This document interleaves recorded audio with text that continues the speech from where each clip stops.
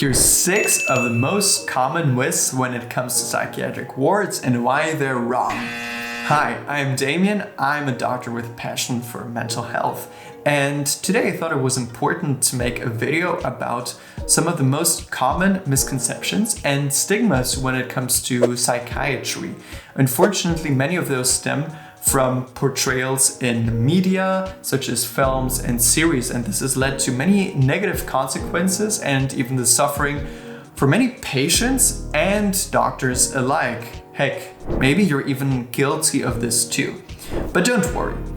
With my experience working in psychiatry and my doctor's insights, I'm here to finally put an end to these misconceptions, and by the end of this video you will be educated on all these matters, and hopefully you can do your part in spreading the truth to finally get rid of these stigmata once and for all. So, for example, what comes to mind when you think of a psychiatric hospital?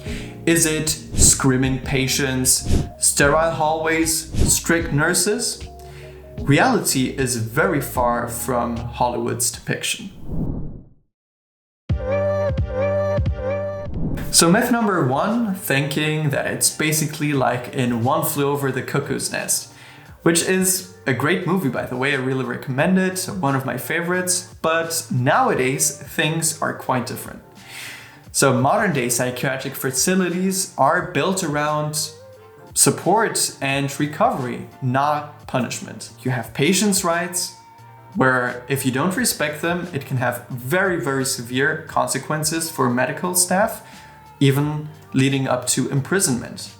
You have modern day evidence-based treatments, not only limited to pills or electric shock therapy, as many people think, but also just ergotherapy, even art therapy, and many other things. And finally, it's generally speaking just designed to be a structured environment to help people heal. So if you've ever been to a hospital, you know that it's not so scary. And it's actually the same thing in the psychiatry. But once you're in the psychiatry as a patient, what does it take to actually leave? Is it as difficult as people think, or is there more to the story? It's not really the case. And first, to tackle this question, we have to look at why are people in the closed wards in psychiatries anyways. Closed wards are for people that can be a danger to themselves and to other people. And it would be better for them and for others to be in a safer, more controlled environment and to help them overcome the issues, the mental issues they have, so that they don't pose a threat or danger to themselves or to others. Simple, right? Now you need to know that there's actually 2 kinds of admissions. There's voluntary and involuntary admissions. So many patients, obviously not all of them, but many patients go to a psychiatry because they're afraid of themselves. You know, it's their choice in the end, and many times there's a good reason. If there is not even a good reason, then there's no reason for them to stay. So doctors don't really want patients to come in. I don't know why media portrays it like that very often. So when it comes to involuntary admissions, this happens most of the time with the help of law enforcement. They bring a patient, they think that his illegal behavior is related to their mental issues. The patient comes in and there's a very long and arduous process with a lot of bureaucracy, filling out a lot of forms to have to prove to a judge that it is truly necessary for the patient to be in the psychiatric ward. And then the judge comes over and it is decided how long will the patient stay, what will the treatment be, and generally speaking, the duration, especially in closed wards, should be very short because it's thought as a temporary solution for stabilization And once you're stabilized, then you can go into long-term treatment and therapy.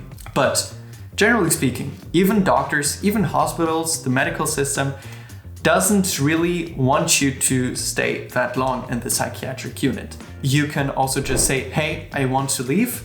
And the medical team might try to persuade you to stay longer, but they can also say, yeah, sure. Even if you're involuntarily there, according to my experience, very often patients leave even before the date that has been determined by the judge that they need to stay there. So it's the least of the worries that I would have if I ever was in a psychiatric unit. But what happens when emotions run high?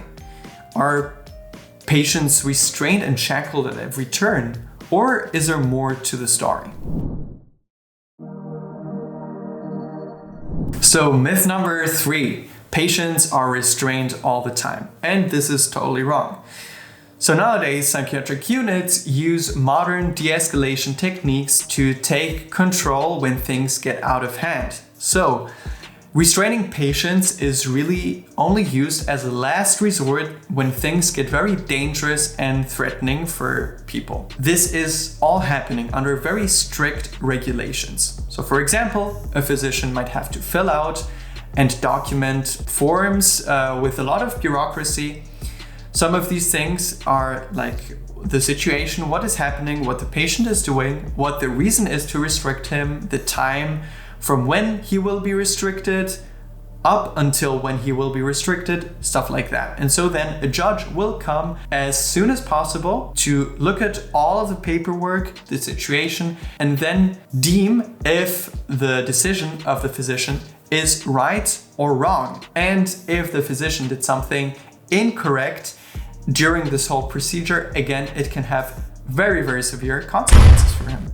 So if you're interested into more about how restraining works on patient and also the involuntary administration of medicine, then be sure to check out this video that I've done. But generally speaking, there is a huge focus on maintaining a safe, supportive, and least restrictive environment. But what does a typical day in a psychiatric ward look like for most patients?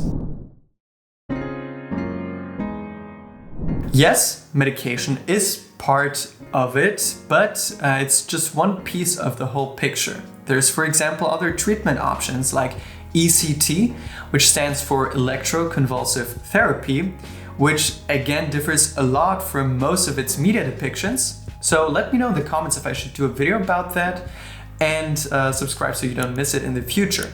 But other treatment options are therapy sessions, consisting of both individual and group therapy, skills training, and structured routines for the patients. And there's also some fun activities like art therapy, music therapy, and sports therapy. Other than that, you have a multidisciplinary team of experts in their own field, creating a tailored program for each patient and specifically for their respective needs.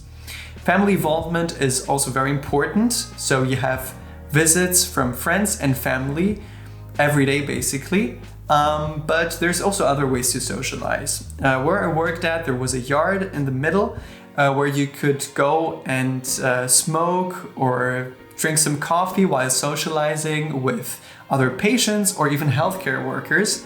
And I know some examples of patients that even after they left the unit, they stayed friends for a long time, from what they told me at least.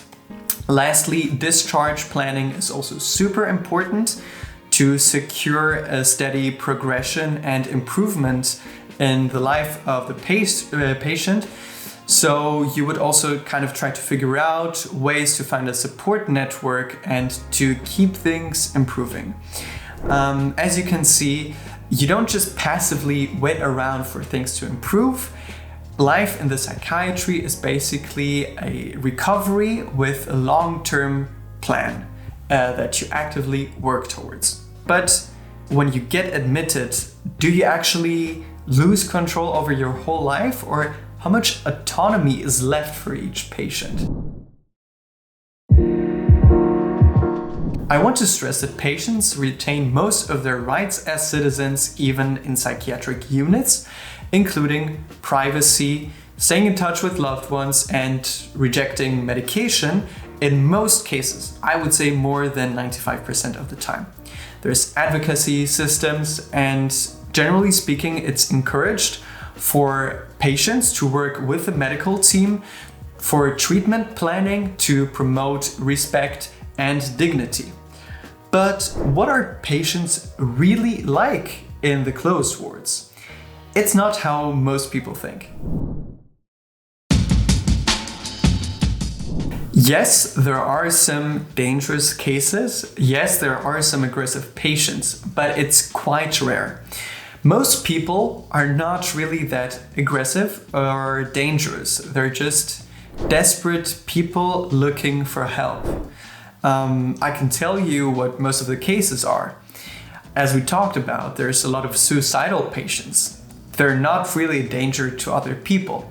There's also some patients suffering from psychotic disorders like schizophrenia and bipolar disorder, but most of the time they just need help from others to navigate through life, but they're not aggressive at all.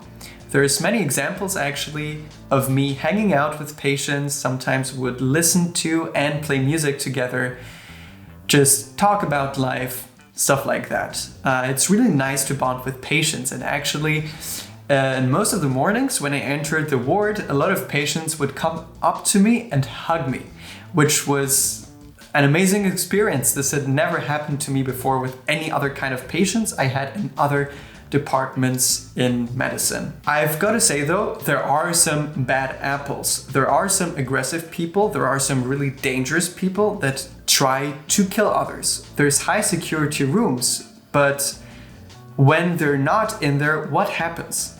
And I actually made a video of me telling the story of when a really aggressive, dangerous patient wanted to kill me, which you can check out here right now. See you there, and remember to share this video to spread the truth and get rid of the stigmas once and for all.